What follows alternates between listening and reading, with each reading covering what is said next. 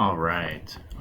So obviously I'm gone today for class. So we're starting section 4.5. So in terms of where we're at in this unit on rational expressions and equations, we've already done all the simplifying of rational expressions. We've added and subtracted as well as multiplied and divided rational expressions.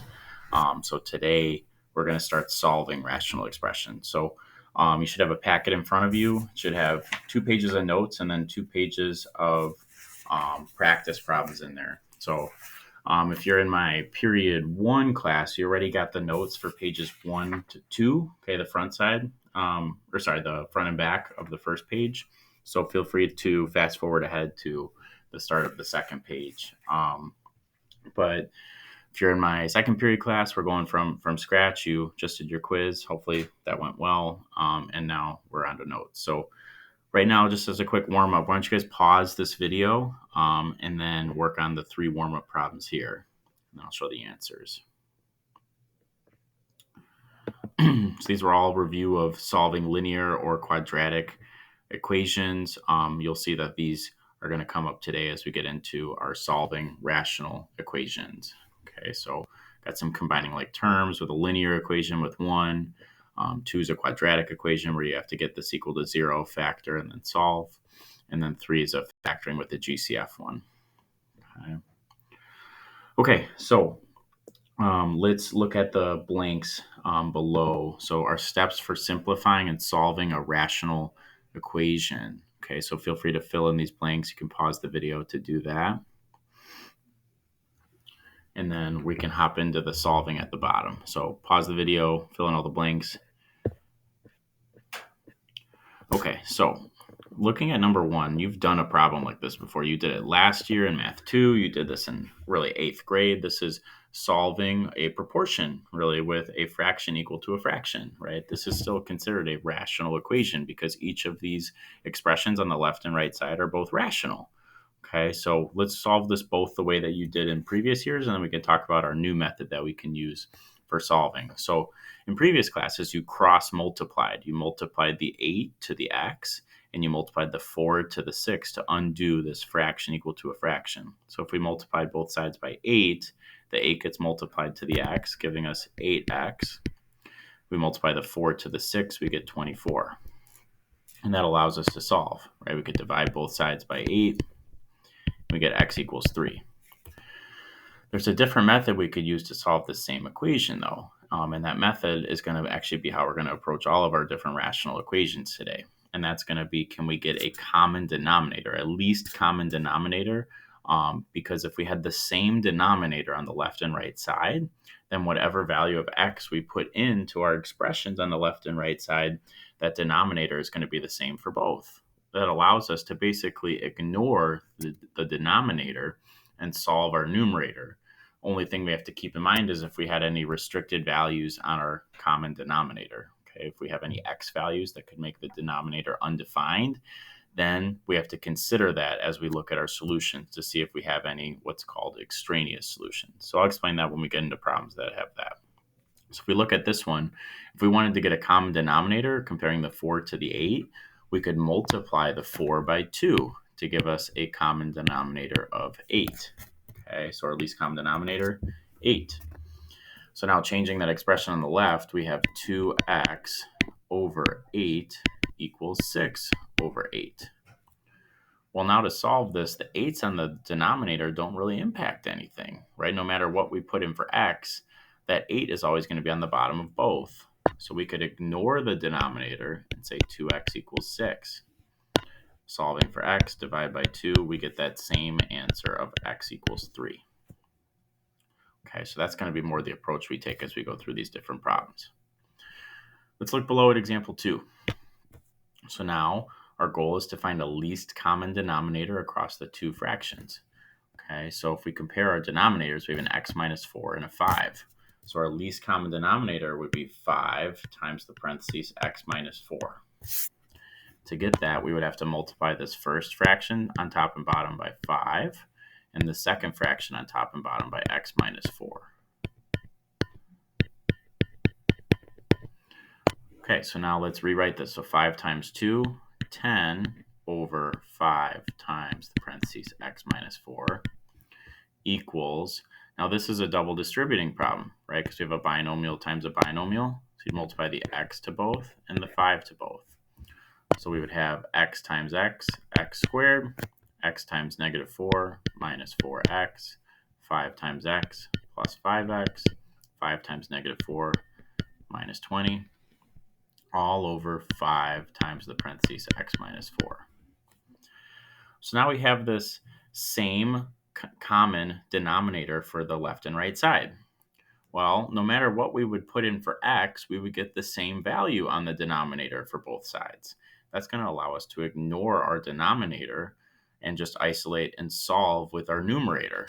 The only thing we have to keep in mind, though, is we still have values of x that could make this denominator 0. Okay, so we should still list out any domain restrictions, just like we've done with simplifying expressions. So setting this denominator equal to 0, we'd say that x cannot equal 4. If we got an x value of 4 as a solution, the denominators would be 0, okay, making this an undefined left-hand expression and right-hand expression. So we want to keep that in the back of our head.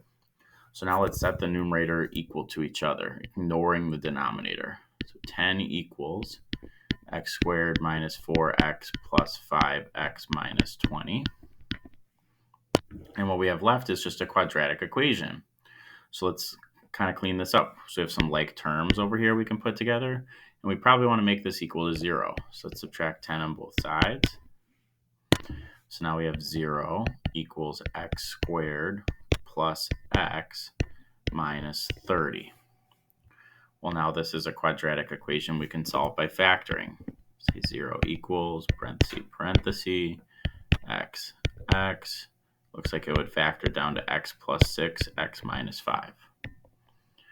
So now we can set each of these equal to 0, right? Saying x plus 6 equals 0, x minus 5 equals 0, and we get x values of negative 6 and positive 5. So those are our two solutions. The one thing we should check back and make sure of is that we don't have any excluded values, any domain restrictions that are the same as the answers we got. So we did not get 4 as a solution. These are both valid solutions. So these are our two answers, x equals negative 6 and x equals 5. Okay, let's flip the page. Let's look at example 3. So now we have three fractions here. It says 5 over x minus 3 over 12 equals 9 over 3x. So let's find a least common denominator across the x, 12, and 3x. So it looks like in terms of numbers and x's, our least common denominator would be 12x.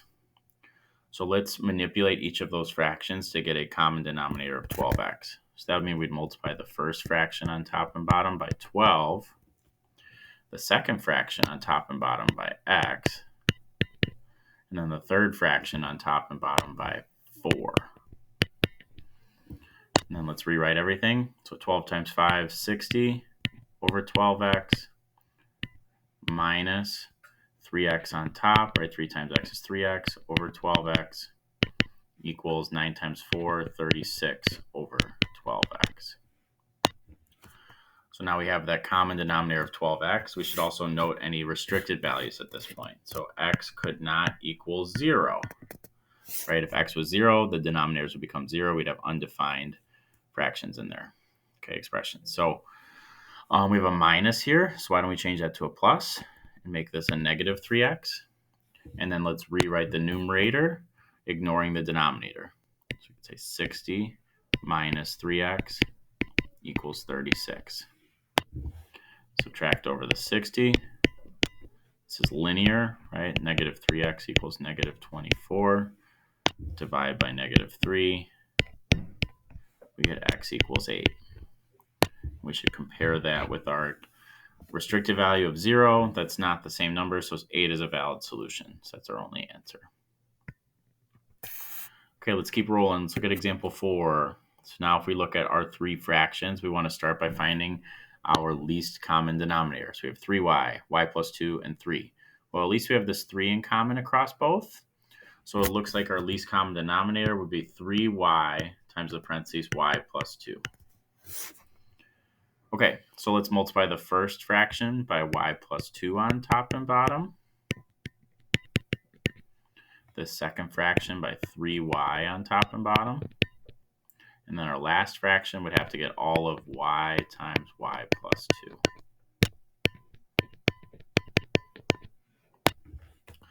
Let's rewrite it all. So we could distribute here 2 times y, 2y, plus 2 times 2, 4, over 3y times y plus 2, minus 1 times 3y on top, 3y, over 3y times y plus 2, equals 1 times anything. It's going to be whatever we get. So y times y plus 2 over 3y times y plus 2. We have that same denominator of 3y times y plus 2 now. At this point, we should probably make a note of our restricted values. So y cannot equal 0 or negative 2. So now we can rewrite our entire equation just saying the top is what we're looking at. Okay, so we can ignore the bottom, rewrite the entire top. So we have 2y plus 4. This plus we can change to a minus. Okay, right, making this minus 3y equals, and then why don't we distribute here? Y squared plus 2y. Okay, so this is quadratic, right? Biggest exponent is squared. So we have some like terms. So we put together the 2y and the minus 3y to make negative y plus 4 equals y squared plus 2y. Add over the y, subtract over the 4. So now we'd have 0 equals y squared plus 3y minus 4. Factor to solve. Y plus 4 minus 1. So we get y equals negative 4, y equals 1. We got to compare these with our restricted values. So our restricted values were 0 and negative 2. Neither of those are restricted values to get negative 4 and 1. So these are our two solutions. Y equals negative 4, y equals 1. Okay, next one. So like before, if we're trying to find a least common denominator, we should factor these denominators and see if that could help us in terms of finding a least common denominator. So it looks like this bottom right expression could be factored. So how could we factor that? Well, that would factor down to p minus 4 and p plus 2. Well, that looks really helpful in terms of finding a least common denominator, since this one was p minus 4 and this one was p plus 2.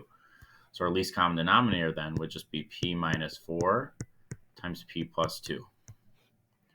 Okay, so while we're at it, we could say our restricted values p cannot equal 4 or negative 2. Okay, so if the least common denominator is p minus 4 times p plus 2, we need to multiply this first fraction by p plus 2 on top and bottom. And then we got to multiply the second fraction, rational expression, by p minus 4 on top and bottom.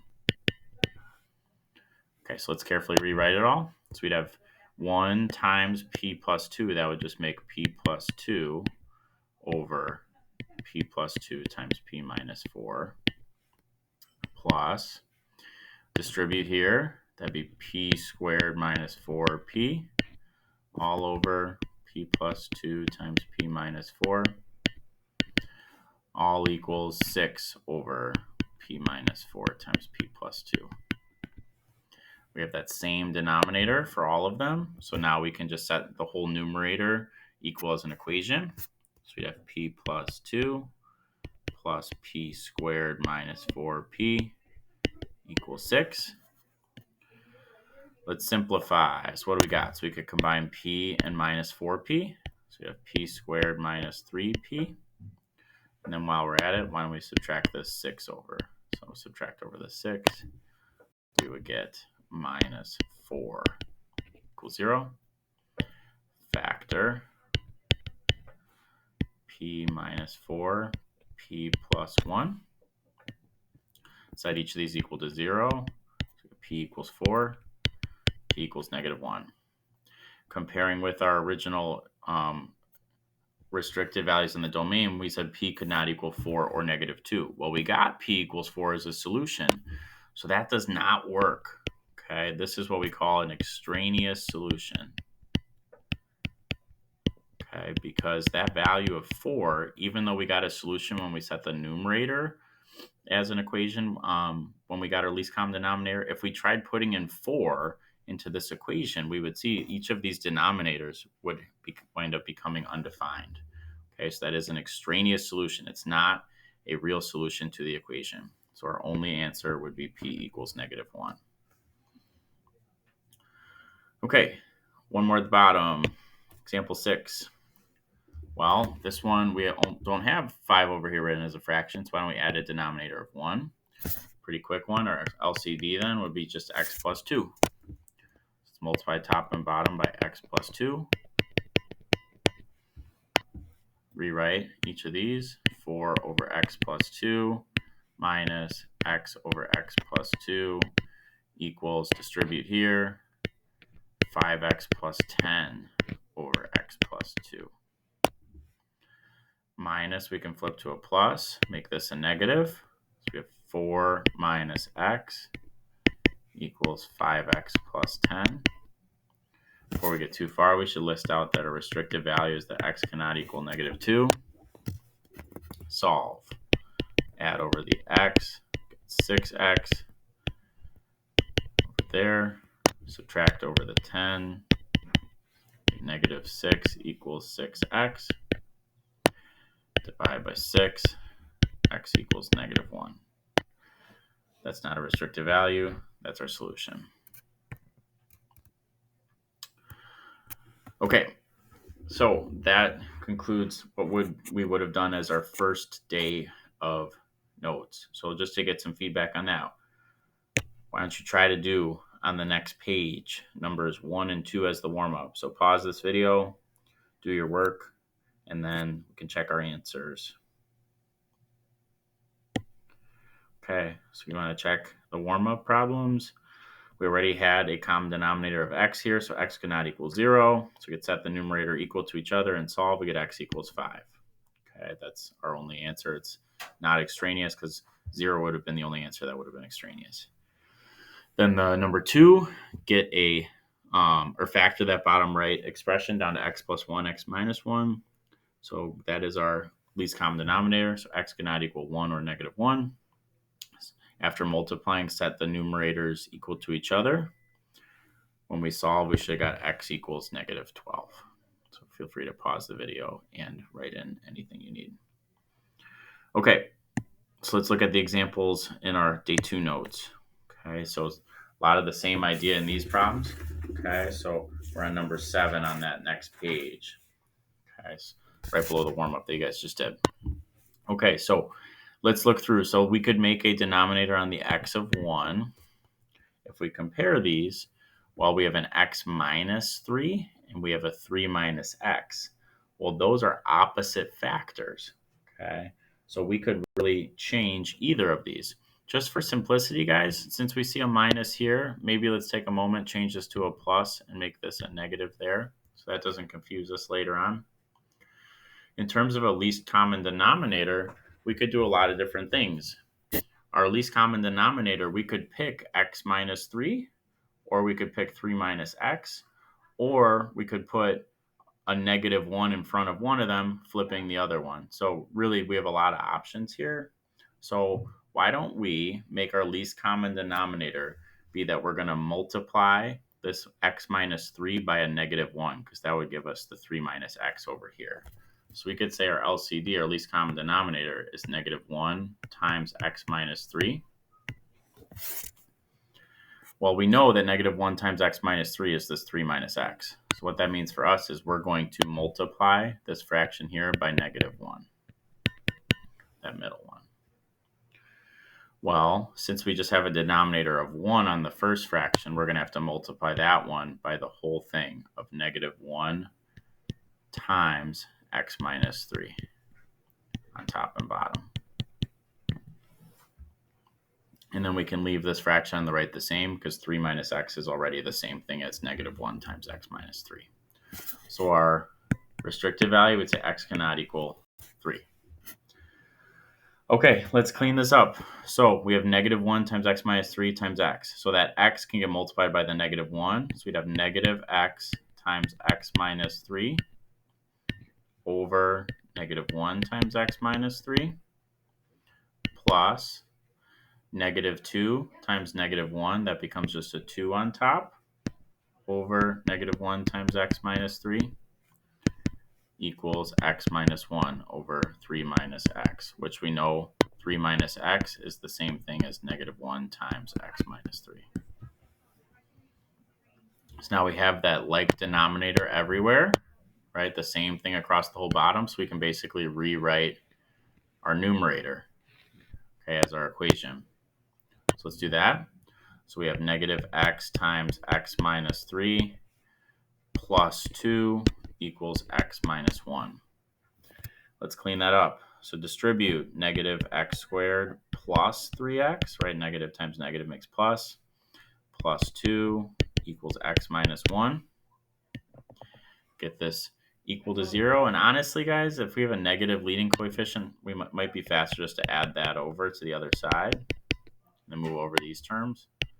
Subtract 3x, subtract 3x, and let's also subtract the 2 over. So we'd have 0 equals x squared. X minus 3x is minus 2x.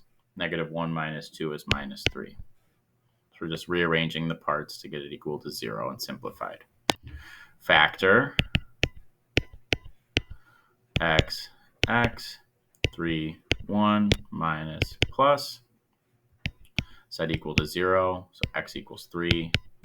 X equals negative 1.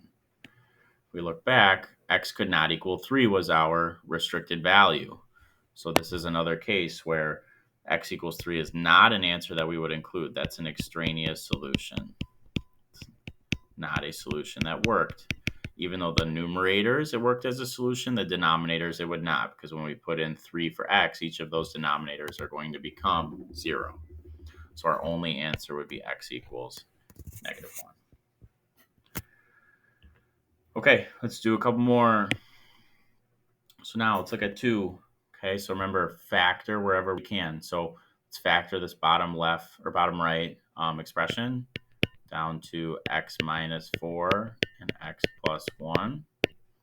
Now we see those pieces appear. So our least common denominator would be x minus 4 times x plus 1. So while we're here, our restricted values, x cannot equal 4 or negative 1. Okay, so we'd have to multiply this first fraction by x minus 4 on top and bottom. We have to multiply this second fraction by x plus 1 on top and bottom. Right side's okay, because it's already x minus 4 times x plus 1. Distribute. So x times x minus 4, that'd be x squared minus 4x, all over x minus 4 times x plus 1, minus double distribute here. Okay, so that would be x squared plus 1x plus 1x plus 1. Oh, and what did I forget? So we see I've made one little thing that we should take care of before we do that. Okay, so this one, why don't we rewrite that as a plus and flip the sign on both? Okay, so this would become a plus, and then we can flip these signs. Negative x minus 1. So why don't we just rewrite that part? Parenthesis, negative x minus 1 times x plus 1. So we can do that in another step. All over x minus 4 times x plus 1. Sorry, that's bad 4.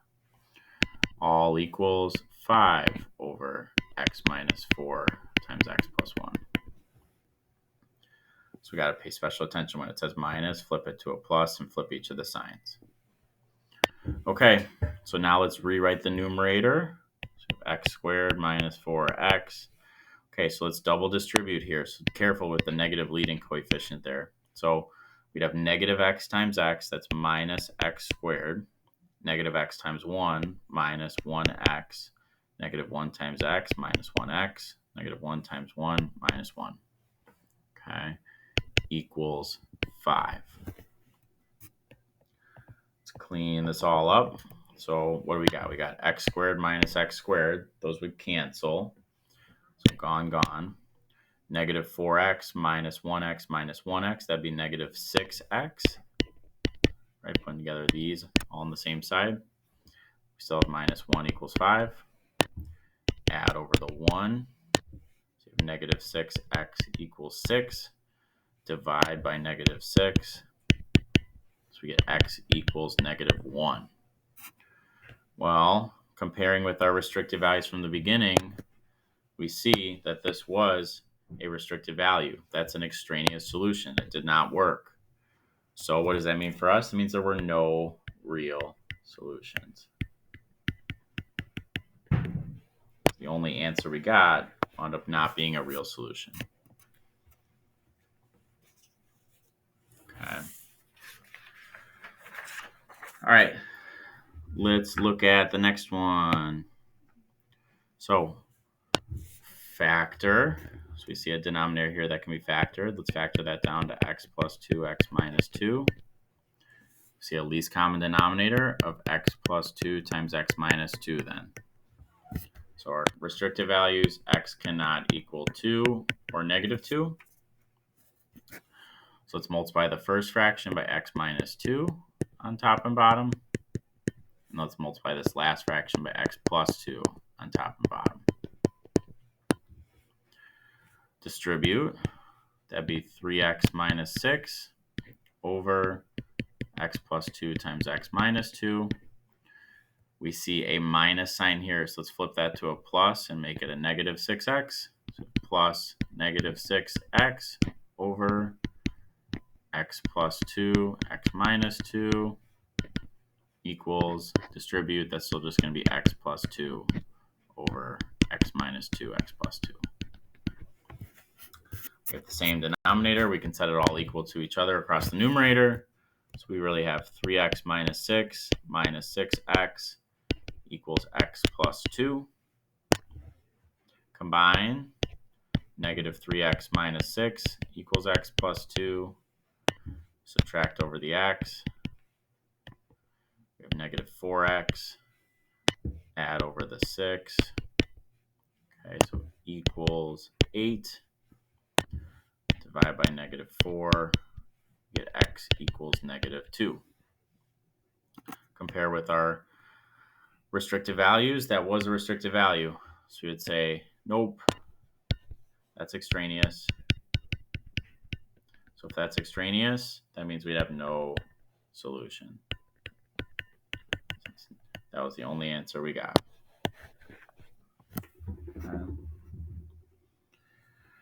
All right, last one. Okay, so factor. Looks like this bottom left will factor down to b minus 6 and b minus 4. Compare, we have b minus 4s for both of these.